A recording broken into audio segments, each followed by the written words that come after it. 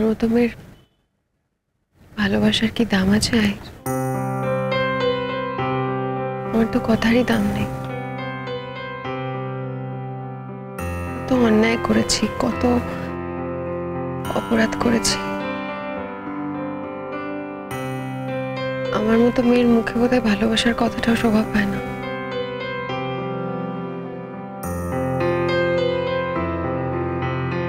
তুমি একবারের জন্য আমাকে কখনো বলেছো তুমি আমাকে ভালোবাসো? একবারও বলোনি তুমি আমাকে ভালোবাসো, কোনোদিন বলো? কিন্তু আমি বুঝেছি, জানো, আমি জানি তুমি আমাকে ভালোবাসো। তোমার প্রত্যেকটা ব্যবহার তোমার ভালোবাসার প্রকাশ। কি করে বুঝলে? কটা দিন তোমার ঘরদোর গুছিয়ে দিয়েছি, পরিষ্কার করে দিয়েছি বলে?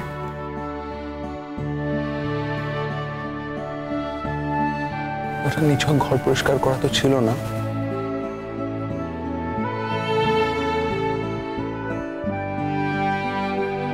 ওটার মধ্যে তুমি ছিলে, তোমার ছোঁয়া ছিল, তোমার ভালোবাসার ছোঁয়া ছিল। সেটুকু বোঝার মতো বুদ্ধি আমার আছে। সেই জন্যই বুঝি দয়া করলে শেষ পর্যন্ত। দয়ার কিচ্ছু নেই এখানে, দয়ার প্রশ্নই নেই। আমি শুধু জানতাম যে তোমাকে একটা ধাক্কা দেওয়া প্রয়োজন, একটা এক্সপেরিমেন্ট বলতে পারো। যে এক্সপেরিমেন্টটা সাকসেসফুল হয়েছে, আমি যদি তোমাকে ধাক্কা দিতে পারি তাহলে যে তুমিটাকে আমি পেতে চাই সেই তুমিটাকে আমি পাবো। আমার কাছে তোমার কিছুই অজানা নেই, তোমার সবটা আমি জানি।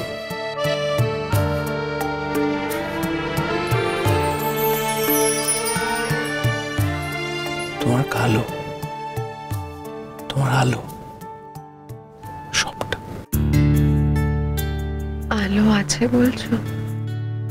আলোই তো আছে, সবটা জুড়ে আলো আছে, কিন্তু কালো সবটাকে ঢেকে রেখেছিল এতদিন। কিন্তু জানো, ওই কালোর মধ্যে একটা ফাটল দিয়ে আমি আলো দেখতে পেয়েছিলাম। তারপর তুমি এখন সেই সবটা কালো মুছে দিয়েছো। এখন সবটা জুড়ে আলো, সবটা। আর আমি জানি আলোটা থাকবে আজীবন। আমার ভালোবাসা সে আলোটাকে ধরে রাখবে সারা জীবন। তুই ভালোবাসো বলছো? সন্দেহ দিয়ে সংসার শুরু করছো? বেশ, তাই করো। কিন্তু আমি জানি একদিন তুমি বুঝতে পারবে যে আমি তোমায় ভালোবাসি। তাহলে সবার সামনে ওভাবে অপমান করলে কি হবে? ভালোবেসেছি বলেই বোধহয় অপমান করতে পেরেছি। আমি ডেসপারেটলি চেয়েছি যে তুমি বদলে যাও, একদম বদলে যাও। তোমার ভেতরে যে ভালো দিকগুলো আছে সেগুলো বারবার সবার সামনে আসুক, আমি চেয়েছি।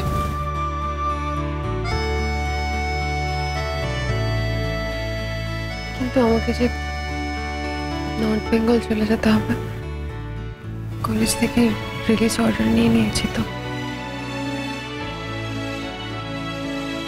আমি অনেকটা দেরিতে বিয়েটা করলাম। হ্যাঁ, আমার তো অনেক আগেই করা উচিত ছিল, কিন্তু লেট ম্যারেজ করেছি। লেট ম্যারেজ যখন করেছি, আমি আমার বউকে কোথাও যেতে দেবো না।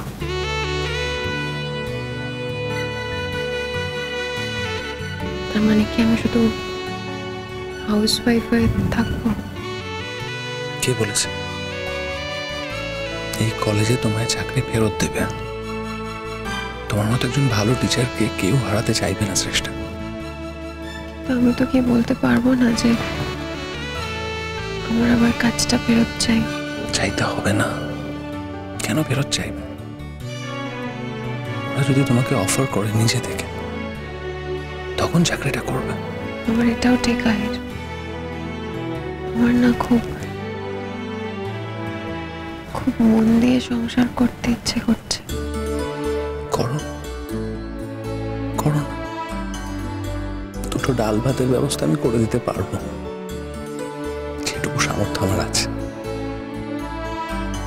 তোমার যদি ব্যক্তি স্বাতন্ত্র্যর কথা, নারী স্বাধীনতার কথা মনে হয়, অন্য একটা চাকরি করো, কিন্তু করো।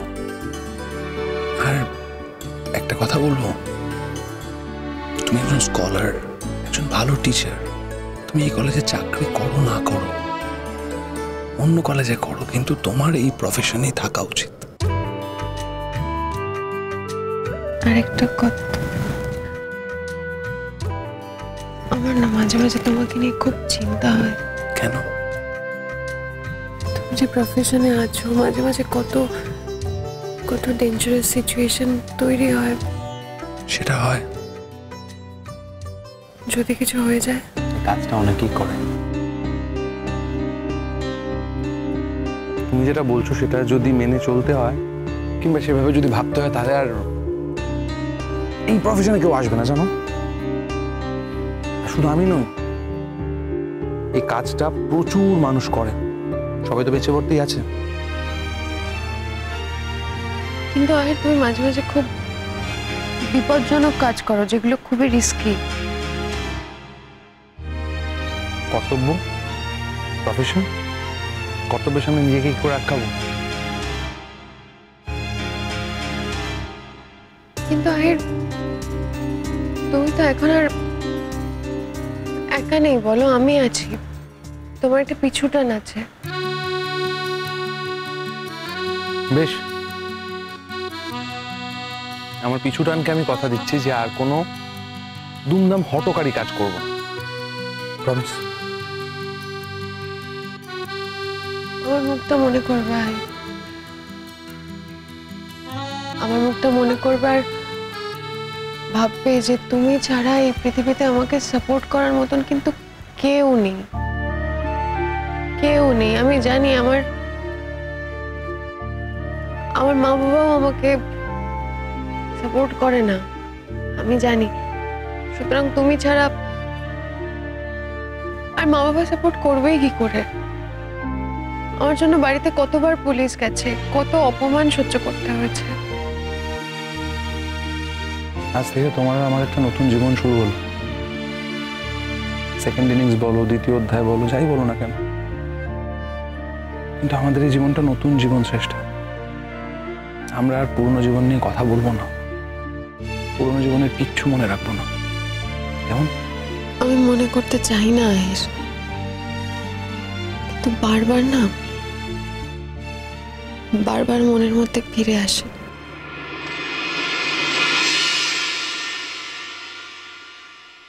আমার ভালোবাসা এগুলো ভোলা যাবে না, শ্রেষ্ঠা। বলতে তো চাই আহির। ভুলে যাবে আস্তে আস্তে, একদম সবটা ভুলে যাবে। আমার ভালোবাসায় আমি সবটা ভুলিয়ে দেবো তোমাকে। আমি বলছিলাম কি? বলছিলাম যে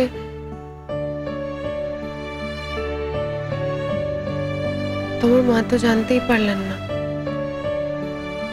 যে আমি তোমার ঘরে এসেছি। মাকে বলিনি এখনো। মাকে যদি ফোনে বলতাম তাহলে মা মিসআন্ডারস্ট্যান্ড করতেন, হয়তো বুঝতে পারতেন না, ভুল বুঝতেন। আমার মতন মেয়েকে তুমি বিয়ে করেছো, এটা তোমার মা মেনে নেবেন না? না, মা পরের অংশটা এখনো জানেন না। তোমার মা আমাকে কোনোদিনও মেনে নেবেন না। একটা কাজ করব, তোমাকে মায়ের কাছে নিয়ে গিয়ে আলাপ করাবো, অথবা আমি নিজে চলে যাবো আগে মায়ের কাছে, গিয়ে মাকে সবটা বলবো, কেমন? কারণ আমি চাই না যে তোমাকে আর কেউ কোনোদিন অপমান করুক। আমার মাও নন। আমি চাই তুমি মর্যাদার সঙ্গে তোমার সংসারটা সামলাও। সেই জন্য মায়ের সঙ্গে আগে কথা বলে নেওয়া দরকার। আমি চলে যাচ্ছি। তুমি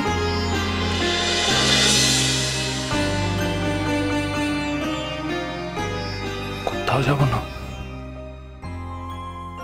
তোমাকে ছেড়ে কোথাও যাব না আমি।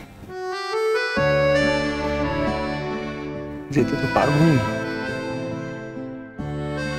সেই ক্ষমতাই তুমি আমাকে আর দাও না। আমি যে কদিনের জন্য গিয়েছিলাম, আসলে আমি এখানেই ছিলাম, এখানেই ছিলাম, আমি কোথাও যেতে পারিনি, কোথাও না। আমি যদি কখনো তোমায় ছেড়ে দূরেও যাই, সেটা ফিজিক্যালি যাব, বাকিটা এখানেই থাকবে। আমার সবটুকু, আমার মনটুকু এখানে, তোমার কাছে। মিথ্যে কথা, তুমি তো বলে গেছিলে যে আমি যদি না যাই তুমি আমাকে বাড়ি থেকে পুলিশ দিয়ে বার করে দেবে। এটা তো একটা স্ট্র্যাটেজি, পার্ট অফ প্ল্যান ছিল, যাতে তোমাকে ওই অপমানটার পর ওই ধাক্কাটা দিতে পারি, যে ধাক্কাটাতে আমি যে মানুষটাকে পেতে চাই সেই মানুষটা ফেরত চলে আসে আমার কাছে। আর আমি সেই জন্যই তো চলে গেছিলাম। দিয়েছিলে, কিন্তু আমার জন্মদিনের খাবার সেটা কিন্তু আমি খাইনি একা একা, আমরা দুজন মিলে খেয়েছিলাম। ফাইনালি